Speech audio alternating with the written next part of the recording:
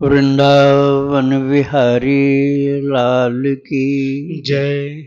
राधा रानी की जय श्री गुरुदेव भगवान की जय।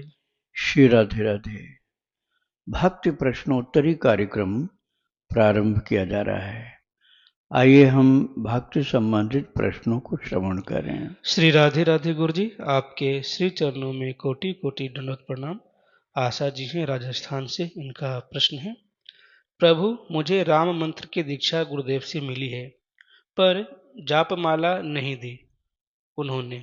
दीक्षा से पहले से ही मैं एक तुलसी की माला से नाम जपती थी, पर मुझे अब संशय है कि वो तुलसी की है या नहीं। अभी कुछ दिनों पहले मैं अयोध्या से तुलसी की नई जपमाला लाई हूँ, तो क्या मैं उससे गुरु मंत्र जप सकती हूँ? श्री राधे राधे। पहले आप पता करिए कि जो गुरुदेव ने माला नहीं दिया था, तो जो आप पहले से कर रहे हैं वो तुलसी की है या नहीं। जो तुलसी की माला बनाते हैं वो बिल्कुल ठीक ठीक पहचान लेते हैं, तो उनको दिखाना पड़ेगा कि तुलसी की है कि नहीं।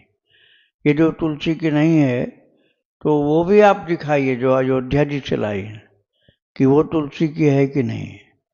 हो सकता है दोनों में से एक भी तुलसी की न हो, क्योंकि सामान्यतः दुकानों पर शुद्ध माला असली जल्दी कम मिलती है। तो आप किसी ऐसे से बनवा लीजिए जो आपके सामने तुलसी की डंडी को काटकर माला बनावे, सर्वोत्तम यही रहेगा। ऐसा जब तक नहीं हो पा रहा है तब तक जो माला आपके पास हैं दोनों में से कोई भी आप जप सकती हैं। माला नहीं होने पर जप नहीं बंद करना चाहिए, जो माला है उसी से करिए। अब देखिए कोई लोग तो काउंटर से करते ना, छोटा सा रहता है उंगली में पहने हुए, काउंटर से करते हैं, तो उसमें तो कोई तुलसी नहीं होती है, लेकिन भगवान का नाम जप किया जाता है। वो माला थोड़े काउंटर नहीं करता, जब जब तो आपको करना है। काउंटर तो केवल गिनती करता है कि आपने कितने नाम कर लिए, जब तो आपको करना है। तो काउंटर करने वालों को मना मत करना, वो भी भगवान का ही नाम जप कर रहे हैं। तुलसी के स्पर्श का जो लाभ होता है वो प्राप्त करना है तो असली तुलसी की माला रखनी पड़ेगी, नहीं तो चाहे काउंटर से करो चाहे माला से करो, ये असली तुलसी नहीं है तो काउंटर के ही जैसी है वो।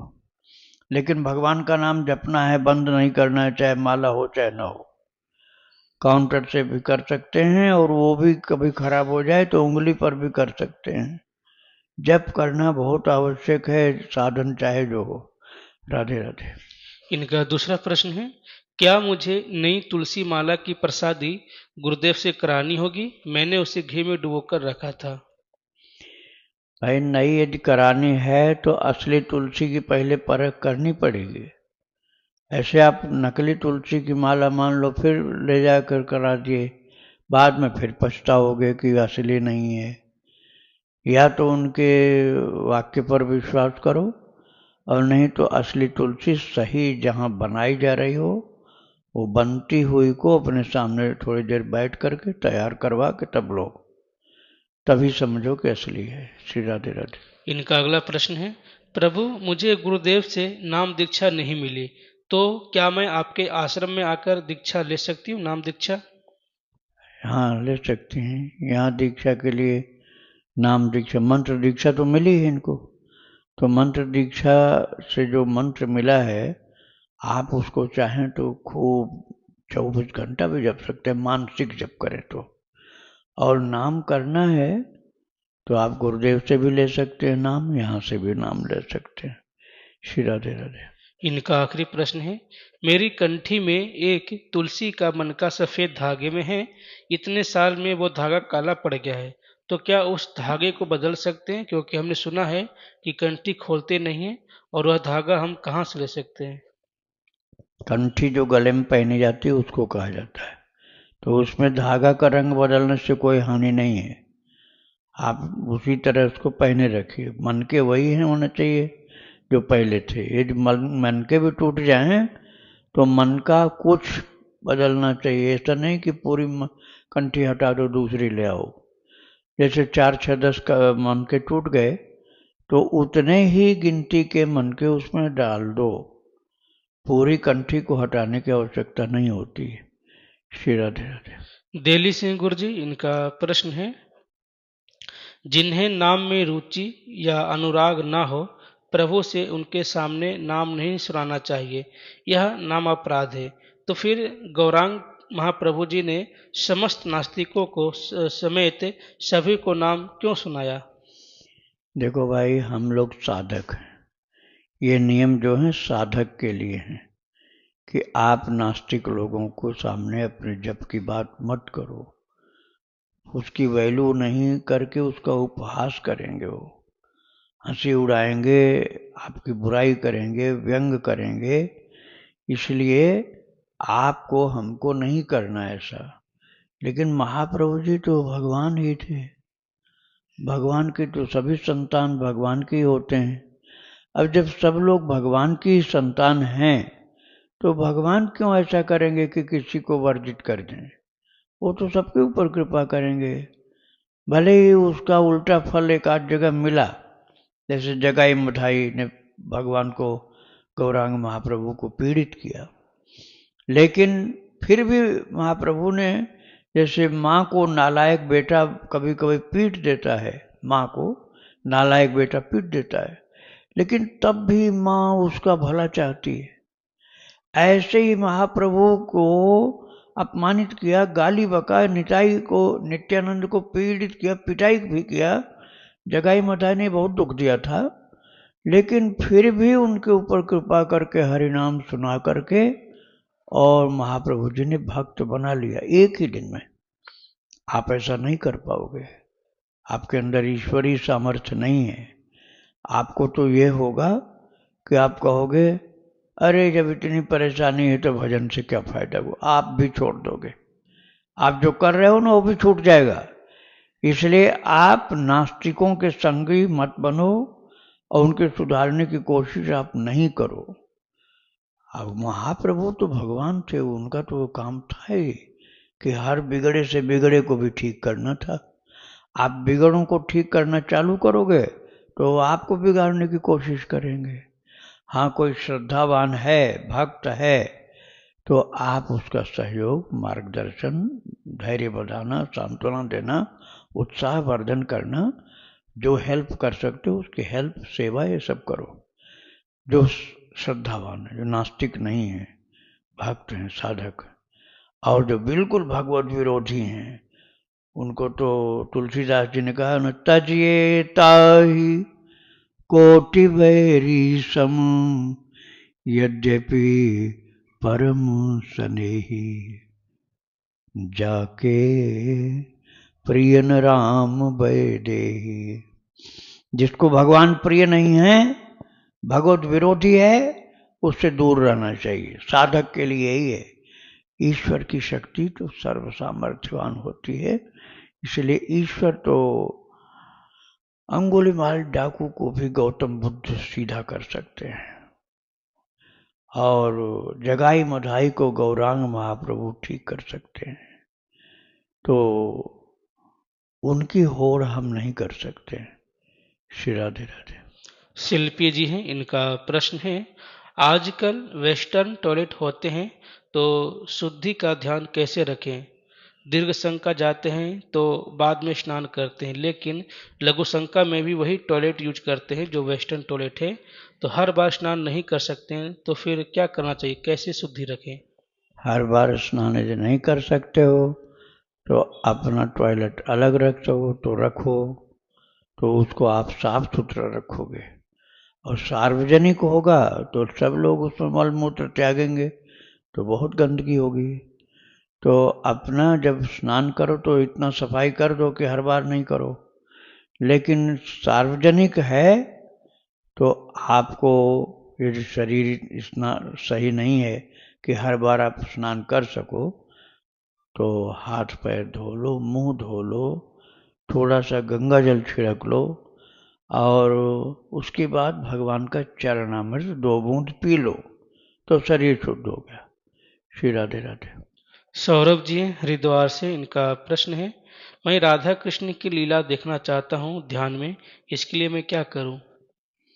वो चिंतन करो, जो चरित्र सुनाया जाता है ना, जो भक्ति आश्रम चैनल पर यूट्यूब में संतों भक्तों का चरित्र सुनाया गया, हजारों भक्तों संतों का चरित्र, हजारों, आप पूरा सुन नहीं पाओगे इतने चरित्र, उनको आप सुनो।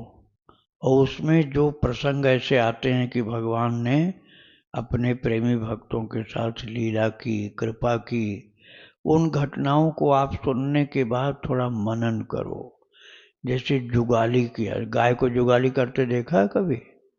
गाय चारा भूसा हरा चारा सब खा लेती, खाने के बाद बैठ जाती, जब खाती है तो खड़ी रहती है, और जब पेट भर गया तो खा के बैठ जाती है, फिर क्या करती है? फिर मुंह चलाती रहती है। अब चारा उसके सामने नहीं है, लेकिन मुंह चलाती है। क्यों चलाती है? क्योंकि जो खाया हुआ है उसको वो फिर से रसास्वादन करती है, फिर से पेट से वापस आता है, उसका पेट में गया हुआ चारा उसका मुंह में आता है, फिर उसको चबा चबा करके उसका रस फिर से लेती है। ऐसे ही आपको जो चरित्र भगवान के भक्तों के चरित्र में सुनाए गए, प्रभु की लीलाएं हैं, चरित्र जो हैं, घटनाएं जो हैं, कृपा की जो लीलाएं हैं, उन सबको बैठकर आंख बंद करे, आंख खुली रखकर, जैसा अच्छा लगे फिर से ले आओ। कान से सुना था, लेकिन अब मन से ले आओ। अब पहले तो कान से सुना, अब उसको वापस मन से ले आना है, मनन करना है, चिंतन करना है। जुगाली मैंने जो बताया ना, गाय जुगाली करती है, फिर से रसास्वादन करती है, ऐसे आपको करना है। तो ऐसे करते करते लीला का चिंतन, ध्यान, सुमिरन, स्मरण, ये सब होने लग जाएगा। राधे राधे। इनका दूसरा प्रश्न है, महाराज जी कोई ऐसा ग्रंथ बताएं जिसमें राधा कृष्ण की मनमोहक लीलाएं हों और सरल भाषा में हो। देखो, भगवान की लीलाएं जो हैं वो अधिकतर सरल ही होती, उसमें कठिनाई नहीं होती समझने में। अब गोपियों का भगवान के साथ जो प्रसंग है भागवत जी में, उसमें राधा रानी भी हैं, लेकिन राधा रानी की जगह एक गोपी ऐसा सुखदेव जी कहते हैं। एक गोपी जिसने भगवान को विशेष आराधना की थी, अनया राधितो नूनम भगवान हरीश्वर।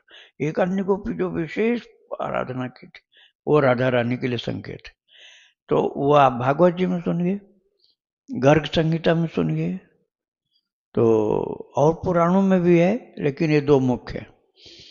तो इनको सुनने से आपको इस प्रकार का लाभ निश्चित मिलेगा। राधे राधे। कानपुर सिंह गुरु जी, काव्या जी, इनका प्रश्न है, महाराज जी मैं सुबह 4 बजे उठती हूँ, स्नान करके मंत्र जप पाठ आदि अपनी पूजा पूरी करती हूँ, लेकिन घर के मंदिर के भगवान श्री शालिग्राम जी, शिव जी, गोपाल जी को सुबह 8 बजे जगाती हूँ, उठाती हूँ, स्नान भोग आरती करती हूँ। महाराज जी ऐसा करना क्या सही है? मन में आता है कि भगवान तो उठे ही नहीं हैं और मैंने जप आदि कर लिया, पता नहीं सही है या नहीं, सर्दी की वजह से नहीं उठाती हूँ। महाराज जी कृपया मार्गदर्शन करें। सही है, भाव के अनुसार सही है ये। बांके बिहारी का मंदिर जल्दी नहीं खुलता, लेट खुलता। क्यों? क्योंकि भावना रहती है कि बांके बिहारी रात में रास करने गए, रात में रास करने गए तो आधी रात के बाद सोए हैं, तो सुबह जल्दी नहीं उठाएं, थोड़ा सो लेने दो, ये भावना है। ऐसे ही वात्सल्य भाव यदि आपका अपने प्रभु के लिए है, तो आप ये भावना कर सकते हैं कि बच्चे हैं, इतने जल्दी उठाना अच्छा नहीं है, थोड़ा आराम कर लेने दो इनको। अपने तो साधक हैं, अपने को भक्ति करके भगवान का धाम पाना है, मोक्ष पाना है, ज्ञान पाना है, प्रेम पाना। अब भगवान को क्या पाना है? भगवान को तो कुछ पाना नहीं कि उनको भी तपस्या करवाओ। तपस्या अपने को करनी है, अपने को नहाना धोना, अपने को सब भजन करना, साधना करना। अब ठाकुर जी को तो कुछ पाना नहीं, उनके पास तो सब पहले से ही। तो उनको काहे तपस्या कराओ, उनको आराम करने दो। बाद में गर्म पानी से ऋतु के अनुसार जाड़े में गर्म पानी से ही नहलाना चाहिए, ठंडे पानी से नहीं। वो भी ऐसे ढक करके रखो, धूप निकले तो धूप भी दिखानी चाहिए। ऐसा नहीं कि अपने तो कुर्सी डाल दिए धूप में और बैठे हैं धूप में, और ठाकुर जी यार ठंडी जगह में कांप रहे हैं और तुम धूप का आनंद ले रहे हो। ऐसा नहीं करना चाहिए। भाव से सेवा करो तो फिर भगवान को देरी से उठाने में कोई दोष नहीं लगेगा। श्री राधे राधे। अनुराग जी हैं, इनका प्रश्न है, महाराज जी आपने कल प्रश्नोत्तरी में बताया था कि पापी मनुष्य का कभी भगवान के भजन में मन नहीं लग सकता, लेकिन भगवान के अन्यत्र ये भी कहा है कि करोड़ों ब्रह्म हत्या का जिसको पाप लगा हो, स्नागत होते ही भगवान उसे अपना लेते हैं। प्रश्न उठता है कि ऐसा व्यक्ति जिसे करोड़ों हत्या का पाप लगा हो, जिसका सत्संग में भी मन नहीं लगता हो, वे भगवान का भजन और शरणागति कैसे ग्रहण कर पाएगा? हाँ, दोनों बातें अलग अलग हैं। एक में यह है भाव न काऊ, पापवंत कर सहज स्वभाव। भगवान कहते हैं पापी का सहज स्वभाव होता है, भजन मोर तेहि भाव न काऊ।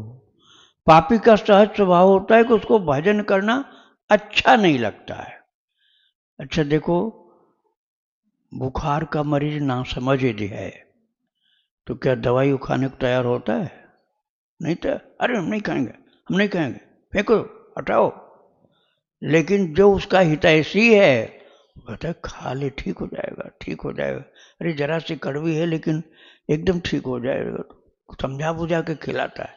ऐसे ना उसकी बुद्धि सही करता वो, और रुचि खाने की रुचि नहीं है उसकी खाने की, लेकिन फिर भी खिला देता हो समझा बुझा के। ऐसे जो पापी होते हो ना, माला पकड़ते ही सोए, जहां माला हाथ में लिया तुरंत सो जाते हैं। एक माला करना भारी, वही माला जो शुरू किया वही पूरी नहीं हुई तब तो सो गए। तो साधु जन समझ जाते हैं इसका पाप ज्यादा है, ये माला नहीं कर सकता।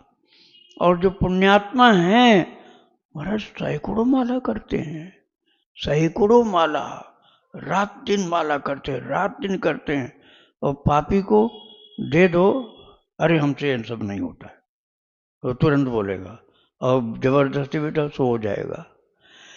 तो इस पर गुरुजन कृपा करते कहते हैं कि देख भैया तो कीर्तन कर ले सबके साथ, माला नहीं जप सकता सबके साथ कीर्तन कर ले, या चल चल करके परिक्रमा कर करके कर ले, कैसे भी माला कर, तेरा उद्धार हो जाएगा। तो उसकी रुचि नहीं है, ये सत्य है।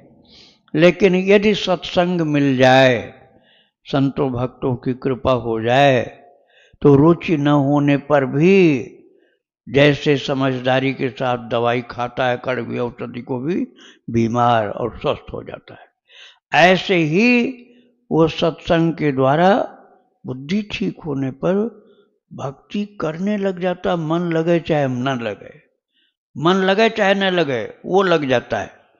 और परिणाम में उसको भगवान निश्चित ही भवसागर से मुक्ति दिला देते हैं। श्री राधे राधे। इनका दूसरा प्रश्न है, क्या काकभुसुंडी जी रामायण के वानर और ऋष की तरह ही पुरुष जाति के देवी पक्षी हैं? वानर और ऋष की तरह? वानर और ऋक्ष की तरह काकभुसुंडी जी भी क्या पुरुष जाति के देवी पक्षी हैं? पुरुष जाति के, पुरुष जाति की बात कहाँ से आ गई इसमें? कौवा का शरीर है उनका, और वो कौवा के पुत्र के रूप में, मतलब किसी कौवी के पेट से पैदा नहीं हुए थे। किसी मादा, नर मादा कौवा कौवी के पेट से उनका जन्म नहीं हुआ था काकभुसुंडी का। उनकी कोई माता कौवी और पिता कोई कौवा नहीं था। तो फिर कैसे हुए? लोमश ऋषि ने श्राप दिया था, सपति हो पक्षी चांडाला, अभी तो चांडाल पक्षी कौवा हो जा। वो थे मनुष्य, लेकिन बड़े अड़ियल थे और तार्किक ज्यादा थे, गुरु की बात सुनने को तैयार नहीं, गुरु समझा समझा के हार रहे हैं। तब उन्होंने कहा तू मनुष्य रहने लायक नहीं, तू अभी कौआ हो जा। तो उनका जन्म नहीं हुआ कहीं कौआ के रूप में, मनुष्य ही कौआ हो गया वो। और बाद में उनसे पूछा गया कि महाराज अब तो सर्व सामर्थ्यवान हो, अब आप कौआ क्यों बने रहते हो? बोले देखो भाई, मैं उस समय मनुष्य था तो मुझको भक्ति नहीं मिली, और जब गुरुदेव के श्राप के कारण मैं कौआ हो गया तो गुरुजी ने बुलाया, उनको दया आ गई, बोले आ जा आ जा, आ जा, अब नहीं जा, मत जा मत जा, श्राप लग गया तुझको, अब बैठ जा, अब मैं तुझको राम भक्ति दूंगा। तो कौआ के शरीर में राम की भक्ति मिली, मनुष्य के शरीर में नहीं मिली। श्राप देके कौआ गुरुजी ने बनाया, फिर दया आ गई तो उनको राम भक्ति दिया। तो बोले देखो भाई, मनुष्य के शरीर में हमको लाभ नहीं मिला, कौआ के शरीर में मिला, इसलिए इस स्मृति को हम नहीं खोना चाहते कि गुरुदेव की कृपा से मुझे कौआ के शरीर में महान भक्ति मिल गई। सबसे मुख्य बात तो ये है, अब समझ लीजिए किसी कौआ कौए के पेट से नहीं पैदा हुए थे, गुरुदेव ने श्राप दिया तुरंत कौआ हो गए। दूसरी बात ये थी, मनुष्य हो गए तो धोती लिंगोटी कुर्ता पजामा कुछ तो पहनना पड़ेगा, और कौआ को कुछ नहीं पहनना, पहनने की झंझट से फुर्सत। और कोई घर मकान रिश्तेदारी नातेदारी मनुष्य को निभानी पड़ती, उन्हें ये भी नहीं करना। वो तो वैसे हैं, एक बार डुबकी लगा दिया पानी में हो गया, कपड़ा भी नहीं पहनना और किसी प्रकार की कोई रिश्तेदारी नहीं निभानी। राम कथा सो कहै निरंतर, सादर सुनहि सकल विहंग बरु। बस रात दिन राम कथा करते रहते हैं, और सब दिव्य दिव्य पक्षी का रूप धारण करके ऋषि मुनि लोग आते हैं। यहां तक कि शिव जी भी गए। शिव जी ने कहा पार्वती माता से, तब कछुकाल मराल तनु धरित कीन निवास, सादर सुनी रघुपति गुण पुनियायऊ कैलाश। पार्वती जी से कहा भगवान ने कि पार्वती, जब तुम्हारा सती शरीर नहीं रह गया, जल गया, खत्म हो गया, तो दुखी भयो वियोग प्रिय तेरे, तुम्हारे वियोग में मुझे कष्ट हुआ। उस कष्ट के समय में एक ही चीज समझ में आई कि मुझे किसी महान भक्त के मुख से भगवान की कथा सुननी चाहिए। तो मैंने काकभुचुंडी को याद किया, और काकभुचुंडी पक्षी के रूप में है और सब पक्षी के रूप में सुनते हैं। तो मैंने सोचा मैं भी कोई पक्षी बन जाऊं। तो तब कछुकाल मराल तनु, मराल माने हंस, मैंने हंस का रूप बनाया, और काकभुचुंडी ने मुझे पहचान लिया कि ये हंस जो आया है ये भोले बाबा है, ये शिव जी हैं। उन्होंने मुझे प्रणाम किया, बोले मैं आपको क्या सुनाऊंगा? बोले नहीं तुम सुनाओ, मैं तुमसे सुनने के लिए आया हूं।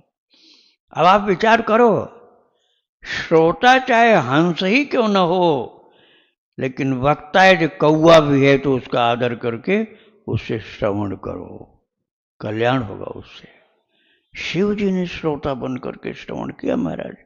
तो काकभुचुंडी जी के शरीर में, कौआ के शरीर में उनको कोई घाटा नहीं, फायदा ही फायदा है, सुविधा भी है, गुरु का आशीर्वाद भी है, देवी देवताओं का भी आशीर्वाद है, ऋषियों मुनियों का आशीर्वाद है, इसलिए कौआ का शरीर वे नहीं छोड़ना चाहते और कौआ के शरीर में ही रहना चाहते हैं। श्री राधे राधे। राधे राधे महाराज जी। श्री राधे।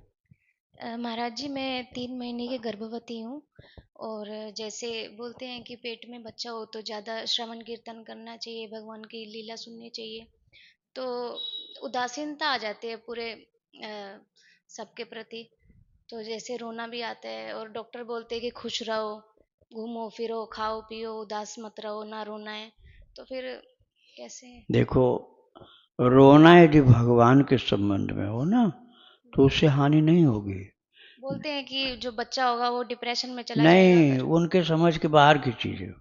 डॉक्टर समझते हैं जैसे संसार के दुख में कोई रोता है ऐसे रो रही।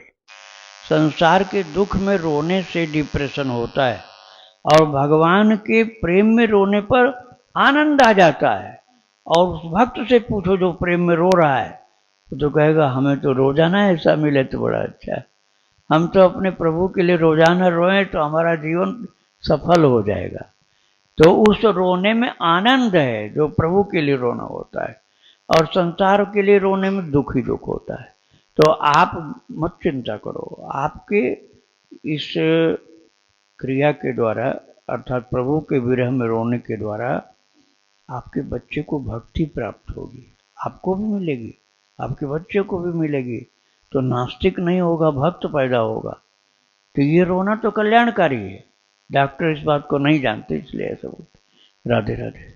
किसी बुद्धिजीवी के एक प्रसंग में मैंने सुना था, वो बता रहे थे कि दूध जो होता है वो मांसाहार में भी आता है। दूध, हाँ, बोला वो शरीर के अंदर की प्रक्रिया से आता है। तो हर एक जीव इस पृथ्वी पे एक समय तक अपनी माँ का दूध ग्रहण करता है। अच्छा। इंसान ताउम्र करता है, बाकी कोई पशु पक्षी नहीं करते। समझ गए, रख दो।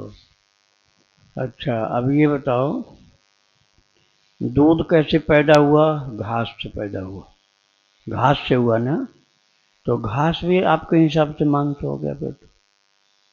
अरे ये नासमझी वाला है प्रश्न। वास्तव में दूध को आप चेक करोगे तो जितना सात्विकता है मांस में उतना ही तमोगुणी होता है, तमोगुण होता है। किसी भी जीव का मांस लेने के लिए उसको काटना पड़ेगा, काटना पड़ेगा। वो रोएगा, चिल्लाएगा, मर जाएगा मांस लेने के लिए।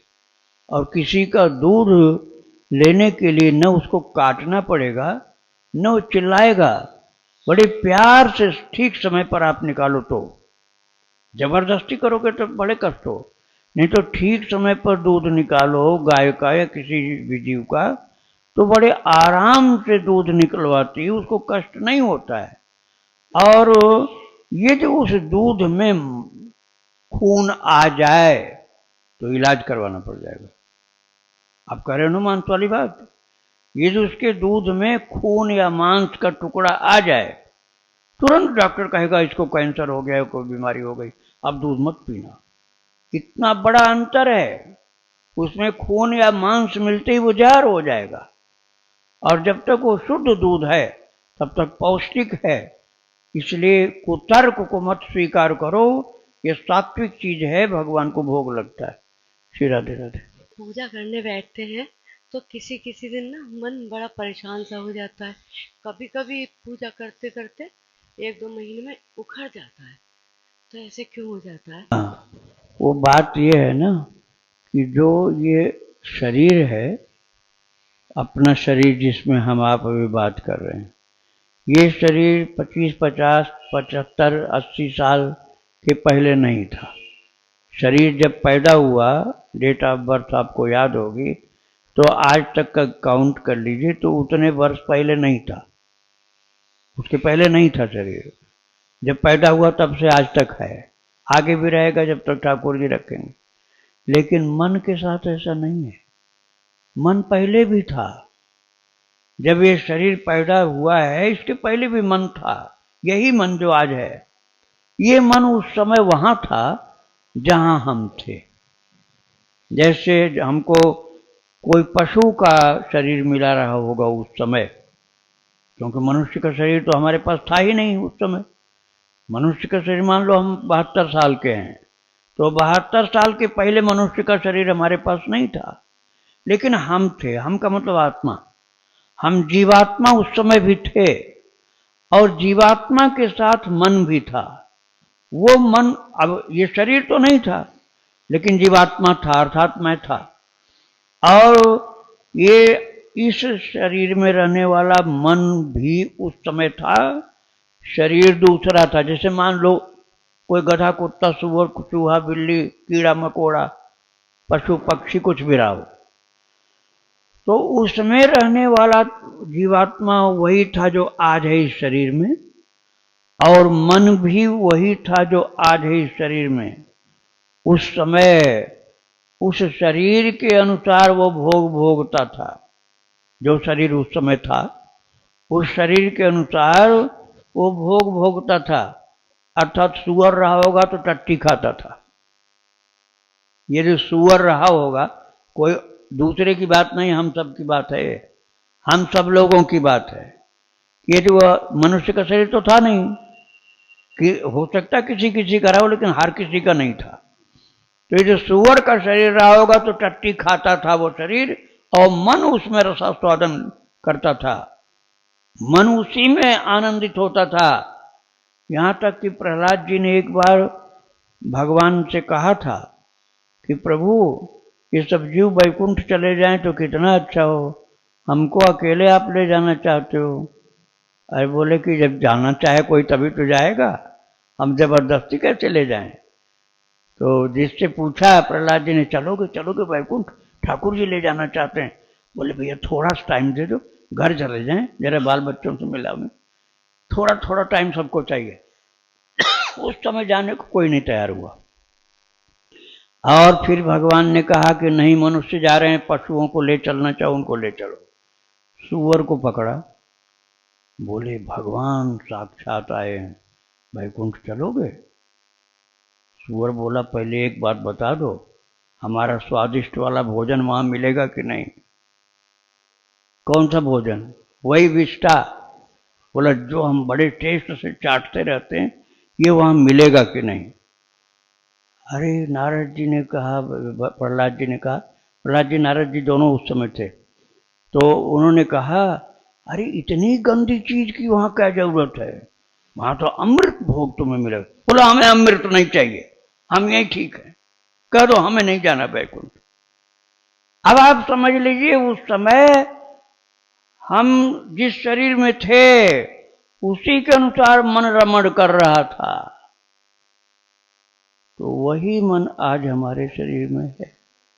तो पुरानी आदत अभी सुधरी नहीं, इसकी पुरानी आदत अभी सुधरी नहीं, इसलिए हमको बीच बीच में धोखा देता है, हम उल्टी चाल चल पड़ता है और हमको बुद्धू बनाता रहता है। तो हमको उसकी बात न मानकर उसको वश में करने का चक्कर छोड़ो। वो इतना बिगड़ा हुआ है कि वश में जल्दी होगा नहीं। आप सही काम में लगे रहो, आप सही काम में लगे रहो, और उसके चक्कर में कि वो वश में हो जाएगा तब भजन करेंगे, ये बेवकूफ़ी नहीं करनी। राधे राधे। वृंदावन बिहारी लाल की जय। राधा रानी की जय। श्री गुरुदेव भगवान की। श्री राधे राधे।